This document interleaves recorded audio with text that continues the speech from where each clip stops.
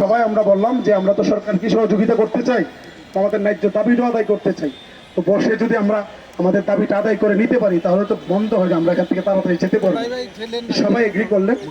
আমাদের নেতৃবৃন্দকে নিয়ে আমরা 16 সদস্যের প্রতিনিধি দল আলোচনায় বসলাম। আমরা প্রেক্ষাপটগুলো বললাম, অনেক আলোচনা হলো, ওনারা ওনাদের প্রস্তাবনাটা দিলেন। আমাদের আবুল বাশার স্যার, আমাদের যুগ্ম সদস্য সচিব, চমৎকারভাবে ওনাকে বললেন যে আমরা আপনার এই যে প্রস্তাবনাকে পুনর্বিবেচনার আমরা অনুরোধ করছি।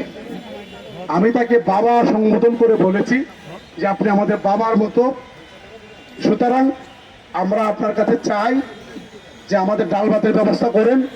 সর্বশেষ আমরা যেটুকু পারবো ওনাকে বললাম যে প্রজ্ঞাপন 20-এর দেন, দিলে আপনার এখন 10 দিলে আর 10-এর চাপ তো আর আপনার নিতে হবে না, কারণ ওইটা পরের বাজেটে যাবে। আপনি 10-এর চাপ নিতে হবে। এটুকু, এত লক্ষ কোটি টাকার বাজেট, এটা খুব বড় বিষয় না। এটুকু আপনি আমাদের বাবা হিসাবে আমাদের জন্য এই কাজটুকু করেন। তখন আমরা আসলে চোখের পানি ধরে রাখতে পারি নাই। আমার নেতৃবৃন্দ সবাই ওখানে কান্না করছে ওনার সামনে। ইটস নট আর্টিফিশিয়াল, একেবারে রিয়েল হৃদয় থেকে আমরা কান্না করেছি। আমি কথা বলতে পারছিলাম না, আমি একটু ইমোশনাল, মাঝে মধ্যে আমি কথা বলতে গেলে চোখ দিয়ে পানি চলে আসে। আমি কোনো রকমের কৃত্রিমতা করি না, পছন্দ করি না, কিন্তু আমি নিয়ন্ত্রণ করতে পারি না অনেক সময়। তো যখন আমরা কান্না করছিলাম, আমরা প্রায় 3 পতন নীরবতা, কেউ কথা বলছিল ওটা 5 মিনিট, আমার নেতৃবৃন্দ ওখানে কান্নাই করছে সবাই।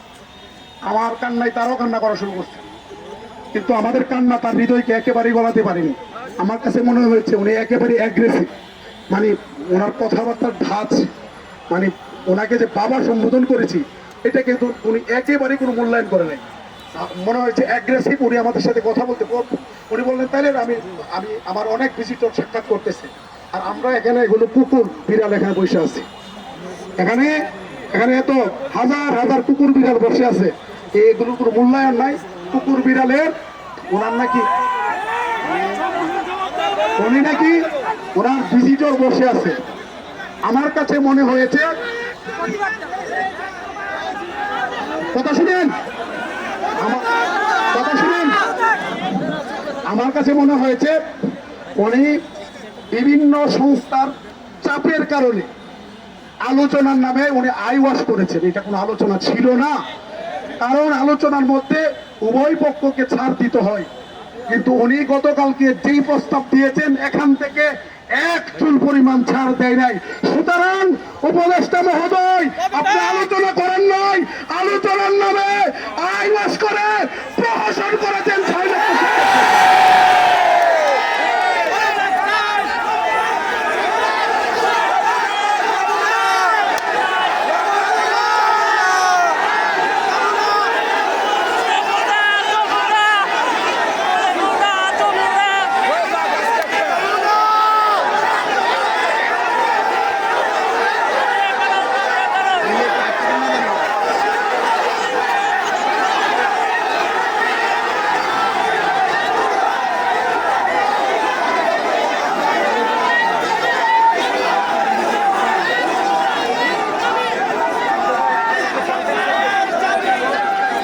সংগ্রামী সহযোগিতা বৃন্দ, শুনেন, কথা শুনেন প্লিজ।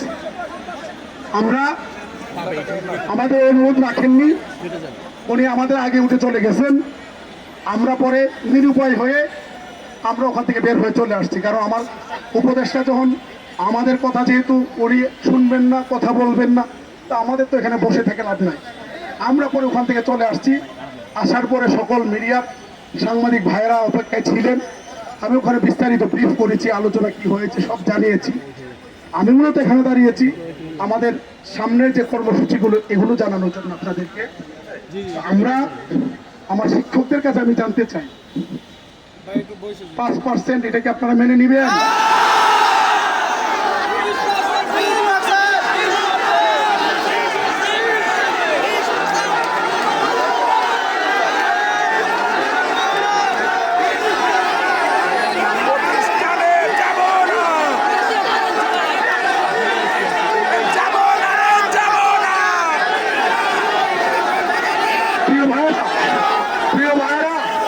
প্রিয় ভাইরা আমার, আমি প্রিয় ভাইরা আমার, শুনেন শুনেন শুনেন, আমরা আমরা কোনো সিদ্ধান্ত নিব না, জোট সিদ্ধান্ত নিবে না, এই সিদ্ধান্ত হাউস নিবে, আমার শিক্ষকরা নিবে, তারা যে সিদ্ধান্ত নিবে, এটাই চূড়ান্ত সিদ্ধান্ত হবে। আমরা কোনো সিদ্ধান্ত নিব না। আপনারা যদি বলেন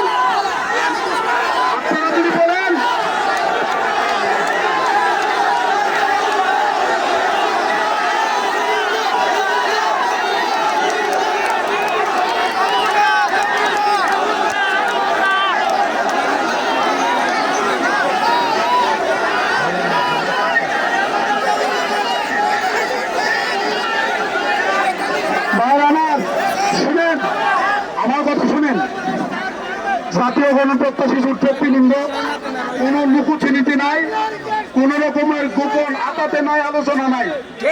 যা আলোচনা হবে এখানে সব জানানো হবে, সবাই মিলে সিদ্ধান্ত আমরা নিব ইনশাআল্লাহ। একক সিদ্ধান্ত এখানে কেউ দেওয়ার কোনো এখতিয়ার নাই। এই শহীদ মিনারের তত্ত্ব রুদ্রে যে শিক্ষক দাঁড়িয়ে আছে, প্রত্যেকটা শিক্ষকের মতামতকে শ্রদ্ধার সাথে জোট নেতৃবৃন্দ গ্রহণ করবে ইনশাআল্লাহ। আপনারা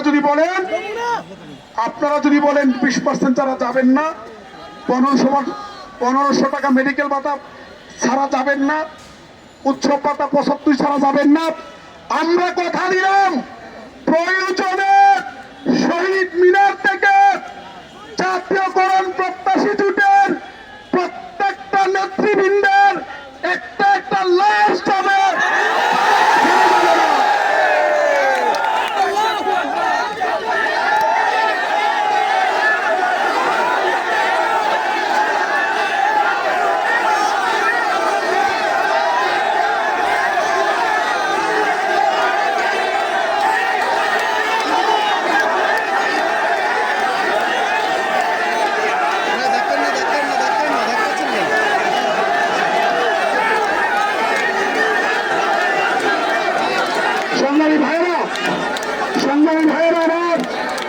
সংগ্রামী ভাইরা আমার, আপনারা আমাদেরকে পরীক্ষা আরো দিতে হবে মনে হয়। আপনারা কি শ্রেণীকক্ষে যাবেন? আমরা কেউ শ্রেণীকক্ষে যাব না। উপদেষ্টা মহোদয়, আপনি আমার 6 লক্ষ শিক্ষক কর্মচারীকে চাকরি থেকে টার্মিনেট করে দেন। আমরা সিএনজি চালাবো, অটো চালাবো, কৃষিতে কাজ করবো, মজুরি খাটবো, সন্তানদেরকে নিয়ে ডাল ভাত খেয়ে বাঁচবো। আপনার এই ভিক্ষার চাকরি আমরা করব না। আরেকটি বিষয় বলতে চাই, আমরা আপনাকে সুযোগ দিয়েছিলাম, আপনি সুযোগ নেন নাই। আপনার সাথে যে আলোচনা হয়েছে, যে প্রস্তাব দেওয়া হয়েছে, এই প্রস্তাব আমরা ফিরিয়ে নিলাম। এখন আমাদের যে 3 দাবি ছিল, আমাদের 20% বাড়ি ভাড়া এই মাস থেকে দিতে হবে। কোন হেঙ্কি পেঙ্কি আগামী বাজেট চলবে না। টাকা পয়সা কোথায় থেকে আনবেন এগুলো আমাদেরকে বইলা লাভ নাই। লক্ষ লক্ষ কোটি টাকার অস্ত্র কিনতে পারেন, প্রকল্পের নামে লুটে পুটে খেতে পারেন। আগামী যারা আপনাদের মন্ত্রী হয়ে আসবে তাদের জন্য আপনারা গাড়ি কিনতে পারেন। আর 6 লাখ শিক্ষক পরিবারের ডাল ভাতের খাওয়ার জন্য 3000 কোটি টাকা দিতে পারেন না। আমরা আমাদের প্রস্তাব ফিরিয়ে নিয়েছি। আমাদের 3 দাবি, 20% বাড়ি ভাড়া, 1500 টাকা মেডিকেল ভাতা, 75% উৎসব ভাতা এই মাস থেকে দিতে হবে।